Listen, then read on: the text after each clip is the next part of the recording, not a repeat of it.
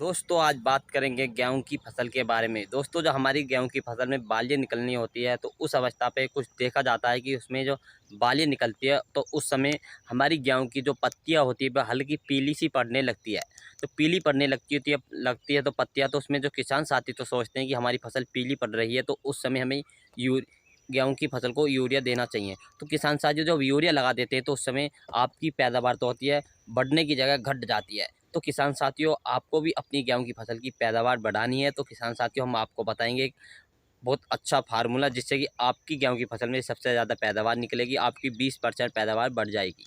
तो किसान साथियों जब हमारी गेहूं की फसल में जब पत्तियां जो पीली पड़ जाती हैं और उसमें यूरिया डाल देते हैं किसान साथियों, जब बालियाँ निकलते समय देखा जाता है कि पत्तियां कहीं कहीं पीली पड़ने लगती हैं। तो किसान साथियों उस समय हमें यूरिया का इस्तेमाल करना चाहिए या नहीं करना चाहिए, हम आपको पूरी जानकारी बताएंगे। तो मैं अजयपाल आपका स्वागत करता हूं अजयपाल एग्रीकल्चर यूट्यूब चैनल में।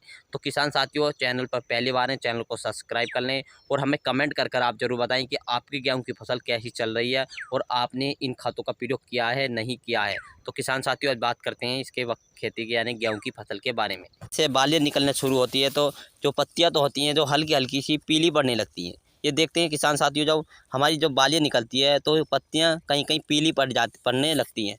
तो उस समय जो किसान साथी सोचते हैं कि हमारी जो गेहूं की फसल है कहीं कहीं निकलना शुरू हो जाती है और कहीं कहीं निकलने शुरू हो जाती है, तो उस समय हमारे किसान साथी उसमें यूरिया का इस्तेमाल करने लगते हैं जिससे कि जो बालियाँ हैं कहीं कहीं निकलना शुरू हुई हैं वो जल्दी से निकल आएँ। क्योंकि किसान साथियों एक संग बालियाँ कभी नहीं निकलती हैं, तो बहुत से किसान साथी सोचते हैं कि बालियाँ लेट निकलनी है तो हम उसमें यूरिया दे दें, यानी कि नाइट्रोजन को इस्तेमाल करें जिससे कि बालियाँ जल्दी निकल आएँ। तो किसान साथी ऐसा कभी नहीं करना चाहिए। तो हमारी गेहूँ की फसल में जब धीरे धीरे बालियाँ निकलने शुरू हो जाती है तो 8 से 10 दिन के अंदर अंदर जो पहली बाल निकलती है 8 से 10 दिन के अंदर अंदर पूरे खेत यानी बालियों से भर जाता है।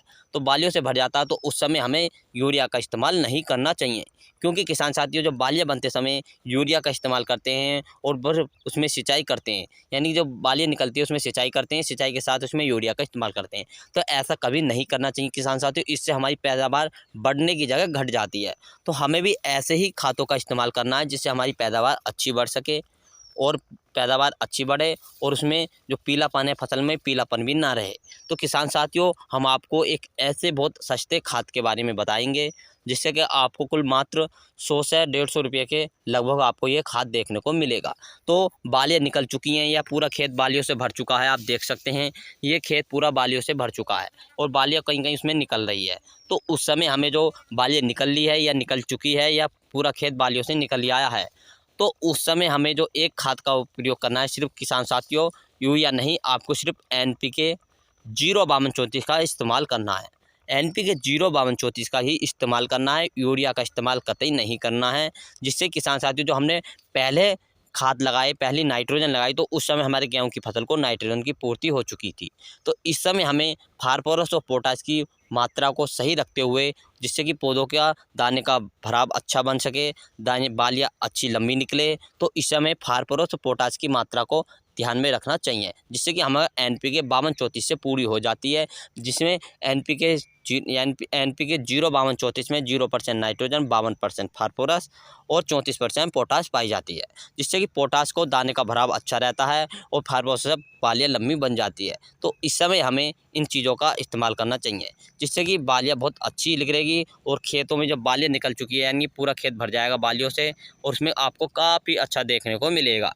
तो किसान साथियों इस समय हमें जब बालियाँ निकल चुकी है तो हमें NPK 05234 का इस्तेमाल करना है और इसी के साथ आपको ऐड तो करना है बोरोन। बोरोन से काफ़ी फ़ायदे देखने को मिलेंगे, बालियाँ जो फल फूल होते हैं वो टूटते नहीं हैं, यानी कि किसान साथ जो पकने की फसल आती है तो उस समय कुछ बालियाँ नीचे गिर जाती हैं टूट के, हैं से यानी कि इस किनार पर से यहाँ से टूटने लगती हैं। तो उस समय जब बालियाँ पक जाएगी तो उस समय आपकी जो गेहूँ की बालियाँ होगी टूटेगी नहीं, एकदम टूटेगी नहीं, जिस टूटेगी नहीं तो वो बाल वेस्ट नहीं जाएगी, जिससे कि हमारी पैदावार और अच्छी बन जाएगी। तो इस समय हमें NPK 05234 का इस्तेमाल करना है, इसमें ऐड करना है बोरोन और बोरोन को हम दोनों को अच्छी तरह से स्प्रे करना है।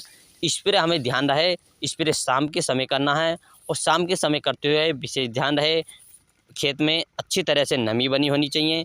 खेत में नमी अच्छी रहेगी तो बहुत अच्छा बेहतरीन रहेगा। यदि नमी नहीं है तो पहले आप इसमें सिंचाई कर लीजिए, सिंचाई करने के बाद उसमें जब NPK 05234 का स्प्रे करें।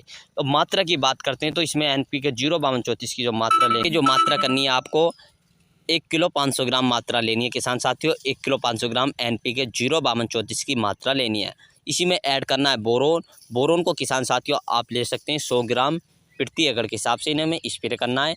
1 किलो 500 ग्राम NPK की मात्रा, 100 ग्राम बोरोन की मात्रा, इन दोनों को अच्छी तरह से मिक्सर कर पानी में घोलकर अच्छी तरह से 120 लीटर पानी में स्प्रे कर दीजिए 1 एकड़ में। आपकी फसल काफ़ी अच्छी बेहतरीन हो जाएगी, 100% रिजल्ट देखने को मिलेगा। बालियों का साइज भी लंबा हो जाएगा किसान साथियों, और बालियों के साइज के किसान साथियों इसमें मक्खियों की संख्या भी अधिक बनेगी।